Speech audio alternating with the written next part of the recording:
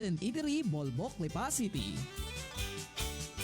Hanap mo gay kalidad at mabilisang printing ng tarpaulin, stickers, t-shirts, calling cards, banners, signages at campaign materials? Mayroon yan sa Pajeas Infinity Ads and Print. Pajeas Infinity Ads and Print. Kalidad at mabisang printing ng tarpaulin, stickers, t-shirts, calling cards, banners, signages at campaign materials. Meron yan sa Pajeas Infinity Ads and Print. Tawag na sa 043-984-7179 o sa 0977-099-0733 at bisitahin ang kanilang Facebook page na Pajeas Infinity Ads and Print. Parinin na sa Pajeas Infinity Ads and Print sa Ebora Road, Kumintang Ibaba, Batangas City. Katapat lang ng Red Cross Batangas. Ano pang hinihintay nyo? Sa Pajeas Infinity Ads and Print, gaway pulido, presyo'y pasado.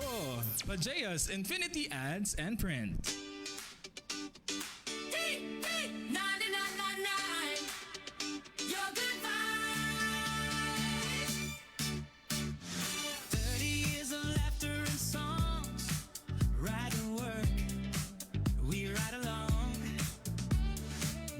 Trust, hearts you know, turn it up and let it go. TV 99.9, your good vibes, play your favorite songs all the time. From the headlines to the heart of the town, we lift you up, we never let you down. TV 99.9.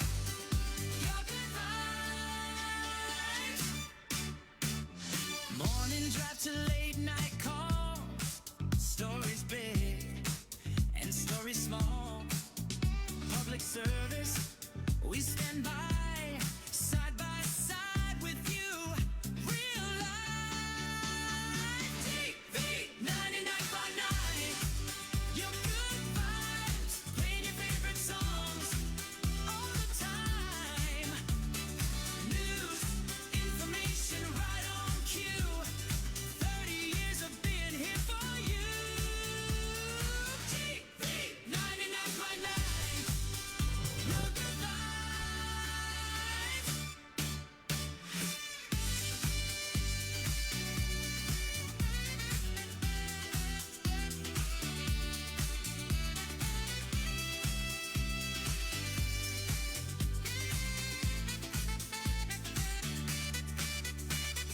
TV 99.9, your good vibes.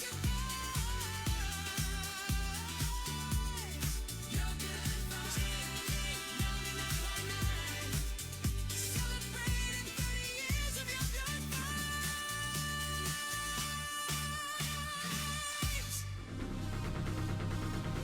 GV 99.9 gives you your news, keeps you informed and updated, plays your kind of music, your beat, your groove.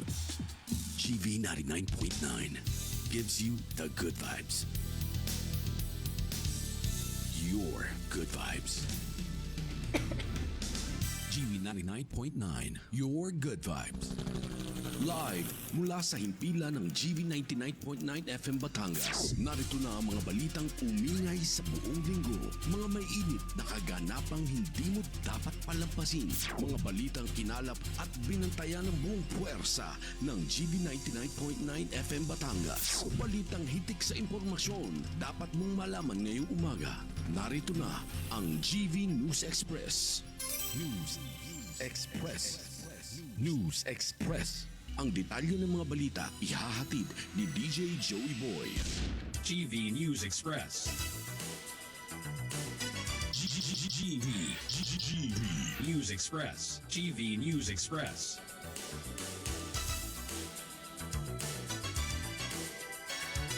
GV News Express.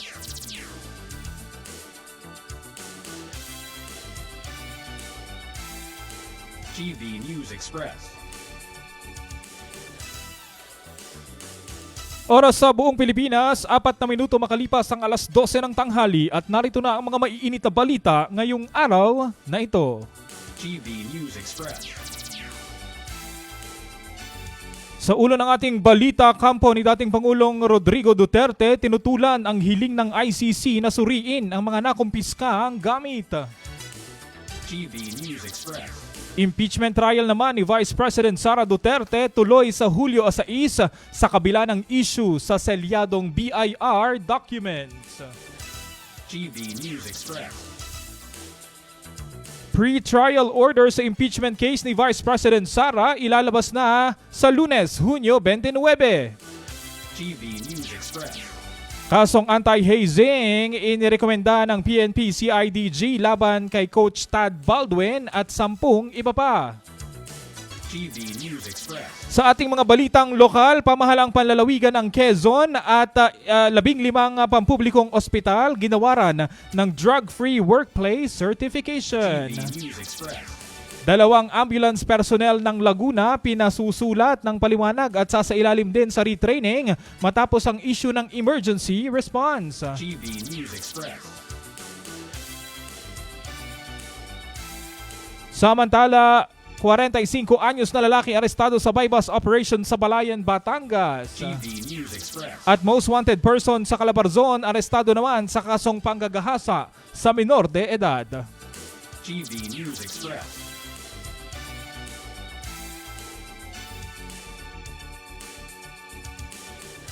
Para sa detalye ng ating mga balita, mga ka-vibes, unahin natin ang balita tungkol sa ICC. Tutol nga ang kampo ni dating Pangulong Rodrigo Duterte sa kahilingan ng prosekusyon sa International Criminal Court o ICC na siyasatin ang mga gamit na nakumpiska sa kanyang pag-aresto. Ayon kay Lead Defense Counsel Attorney Peter Haynes, isa lamang itong fishing expedition o paghahanap ng ebidensyang walang sapat na batayan. Aniya, matagal nang nasa kustodiya ng ICC registry ang mga gamit at hindi na dapat pang suriin ngayong nakumpirma na ang mga isinasampang kaso laban kay dating Pangulong Duterte. Kinuwestiyon din ng depensa ang hiling na inspeksyonin ang lahat ng nakumpiskang susi dahil wala umanong malinaw na kaugnayan ang mga ito sa kaso at maaari pang makalabag sa privacy ng pamilya ni Duterte. Dahil dito hiniling ng kampo ng dating Pangulo sa ICC Trial Chamber 3 na itakda ang Hunyo at 30 bilang huling araw ng paghahain ng anumang bagong motion ng prosekusyon kaugnay ng mga ebidensyang nasa kustodiya ng ICC Registry upang maiwasan ang pagkaantala sa nalalapit na paglilitis. TV News Express. Samantala, dito naman sa Pilipinas, sa impeachment trial ni Vice President Sara Duterte, tuloy na ang impeachment trial ni Vice President Sara Duterte sa Hulyo 6. Ito ay sa kabila ng issue kaugnay ng isang selyadong kahon ng mga dokumento mula sa Bureau of Internal Revenue o BIR. Ayon kay Senate Secretary at Impeachment Court Clerk Attorney Renato Bantug Jr., walang dahilan upang maantala ang paglilitis dahil sa naturang usapin. Ang selyadong kahon ay naglalaman ng mga income tax return ni Vice President Sara at ng kanyang asawang si Attorney Manasseh Carpio. Lumitaw ang issue matapos hilingin ng House Prosecution Panel na buksan at markahan ang kahon bilang bahagi ng kanilang mga ebidensya sa isinagawang pre-trial conference. Samantala, inaasahang ilalabas sa Hunyo 29 ang pre-trial order ng impeachment court na maglalaman ng mga napagkasunduan ng prosecution at depensa. Kabilang ang mga hindi na pinagtatalo ng katotohanan, listahan ng mga testigo at schedule ng paglilitis. May hanggang Hulyo 2 naman ang magkabilang panig upang magsumite ng kanilang mga komento sa naturang kautusan. TV News Express. Samantala, ilalabas nga ng Senate Impeachment Court sa darating na Lunes, Hunyo 29, ang pre-trial order sa impeachment case laban kay Vice President Sara Duterte. Ayon kay Senate Impeachment Court Clerk Renato Bantog Jr., kasalukuyan ng binubuo ang draft ng pre-trial order at maging ang staff ng impeachment court ay magtatrabaho hanggang weekend upang matiyak na maipalalabas ito sa itinakdang petsa. Ang pre-trial order ang magsisilbing magiging gabay o roadmap ng impeachment trial, kabilang ang mga napagkasunduang facts, listahan ng mga testigo at schedule ng paglilitis batay sa posisyon ng House Prosecution Panel at ng defense team. Matatanggap naman ng magkabilang kapanig ang kopya ng dokumento at may hanggang Hulyo 2 o 1 upang magsumite ng kanilang mga komento. Tiniyak naman ni Bantug na matapos ang lahat ng kinakailangang proseso bago ang pagsisimula ng impeachment trial sa Hulyo 7. GV News Express.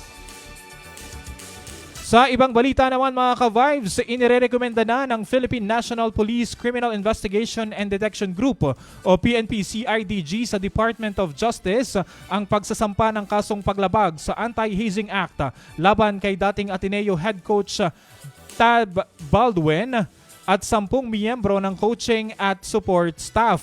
Kaugnay ito ng pagkamatay ng student athletes na sina Rene Clert Baterbonia at Divine Adili sa isang team building activity sa Dipakulaw, Aurora noong Hunyo 8. Batay sa investigasyon, itinuring ng PNP-CIDG na hazing ang isinagawang seawater training dahil umano sa pisikal na hirap na idinulot nito bilang rekisito sa pagpananatili sa koponan at pagpili sa magiging final lineup ng Ateneo para sa susunod na UAAP season. Ayon pa sa mga investigador, 5 manlalaro ang nagsabing hindi sila marunong lumangoy, ngunit itinuloy pa rin ang water training sa kasagsagan ng high tide na nauwi sa pagkalunod ng 2 atleta.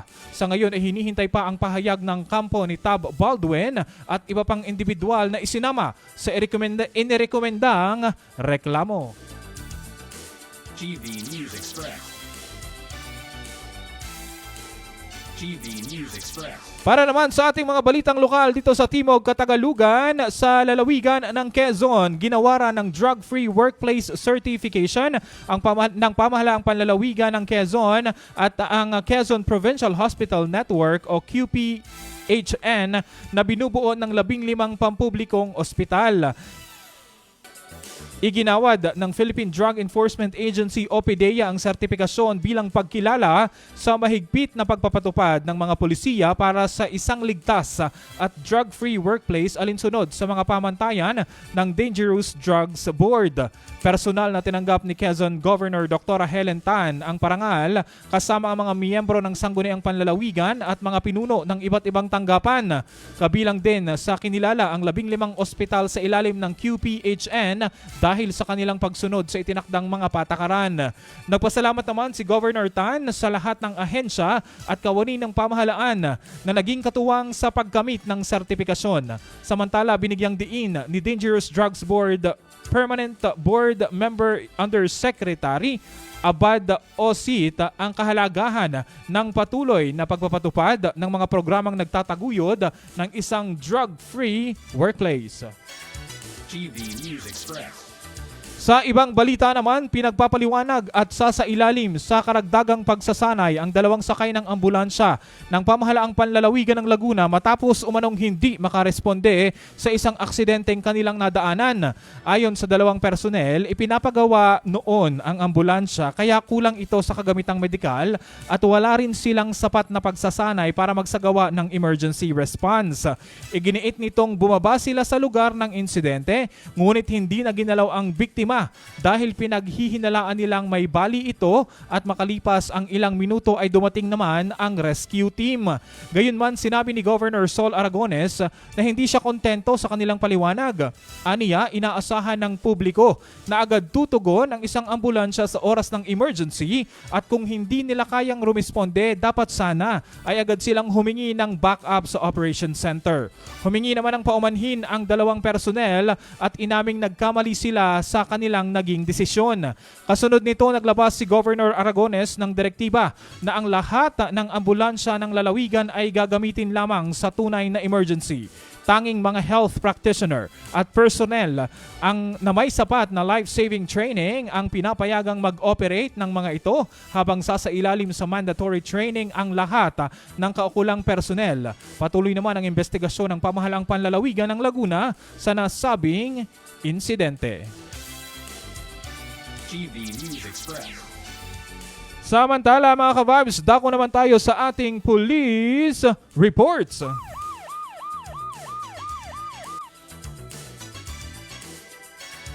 Sa Balayan, Batangas, arestado ang isang 45 anyos na lalaki matapos mahulihan ang hinihinalang shabu sa ikinisang bypass operation ng mga otoridad sa Barangay Caloocan, Balayan, Batangas.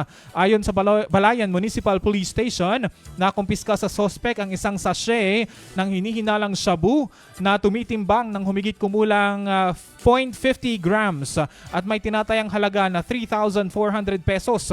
Gayon din ang buy-bust money na ginamit sa operasyon. Isinagawa ang operasyon gamit ang mga body-worn camera upang matiyak ang transparency habang dinala ang suspect sa himpilan matapos ipaalam sa kanya ang kanyang mga karapatan. Nasaksihan din ng kinatawan ng Department of Justice at isang opisyal ng barangay ang inventaryo ng mga nakuhang ebidensya. Kasalukuyang nasa kustodiya na ng Balayan Municipal Police Station ang suspect at nahaharap sa kasong paglabag sa Comprehensive Dangerous Drugs Act of 2002 o ang Republic Act number 9165. GV News Express. Samantala, most wanted sa Calabarzon, arestado naman sa kasong panggagahasa sa menor de edad. Sa detalye ng balita, arestado nga ang isa sa mga most wanted person sa Calabarzon matapos madakip ng mga otoridad sa Santa Rosa City, Laguna dahil sa kasong panggagahasa sa 11 anyos na anak ng kanyang kinakasama. Naaresto ang 24 anyos na suspect sa bisa ng warrant of arrest na inilabas ng Regional Trial Court Branch 108 ng Cabuyao City. Batay sa investigasyon, paulit-ulit umanong inabuso ng suspect ang minor de edad noong 2023 habang wala sa bahay ang ina ng biktima. Ayon pa sa pulisya, hindi bababa sa 10 beses umano itong nangyari at hindi agad nakapagsumbong ang bata dahil sa umano'y pagbabanta sa kanyang buhay.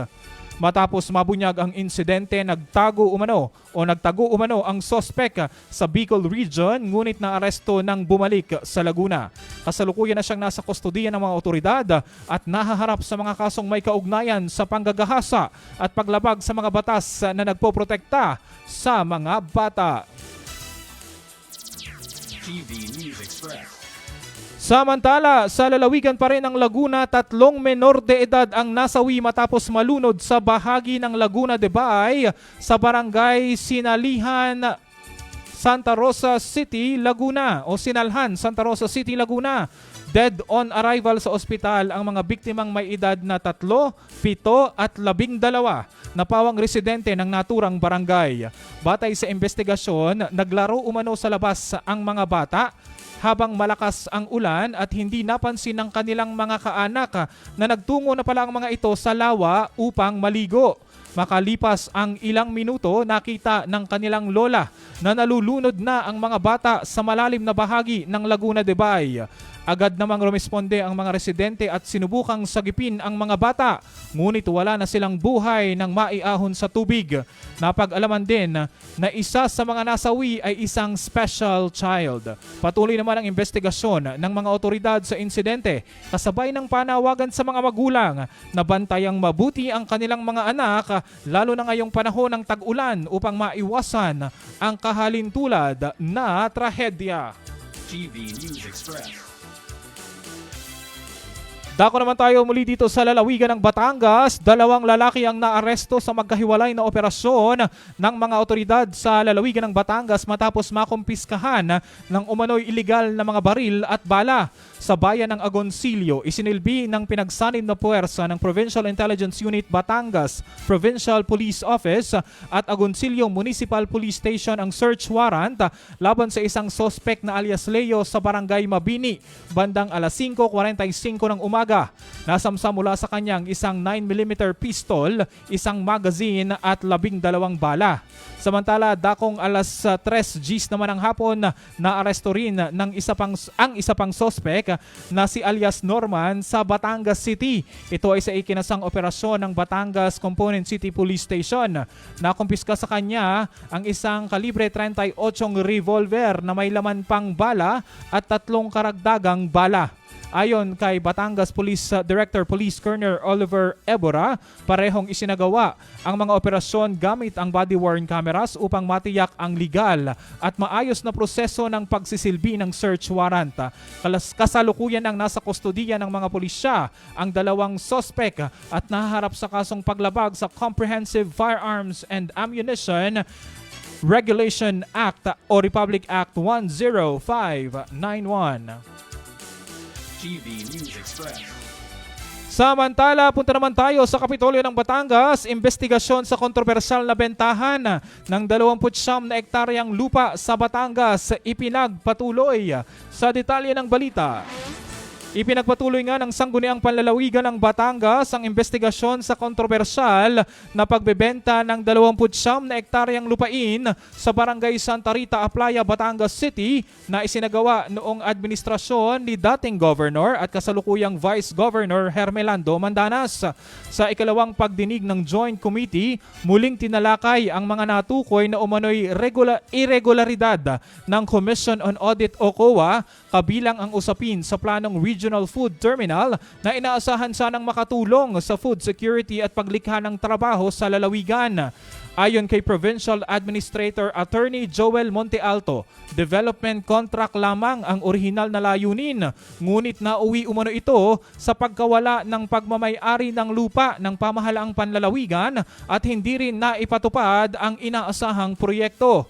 Nagbigay rin ng kani-kanilang paglilinaw ang ilang opisyal ng Kapitolyo at mga kinatawan ng iba't ibang ahensya at pribadong kumpanya, habang hindi naman dumalo ang mga kinatawan ng Liberty Builders and Development Corporation at Libertad sa kabila ng paanyaya.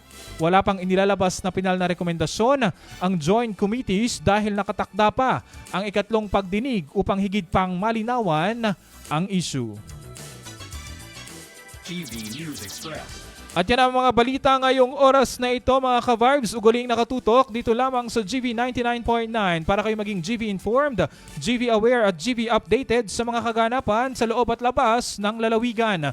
Maaaring balikan ang ating mga balita sa ating official Facebook page. Hanapin nyo lamang po ang GV 99.9 FM. Ako po ang inyong naging tagapaghatid balita, ang inyong DJ Joey Boy para sa GV News Express. GV News Express. GV News Express. GV News Express.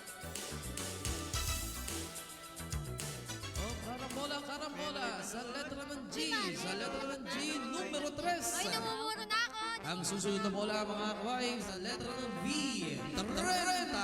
30 anyos na? Uy, bingo!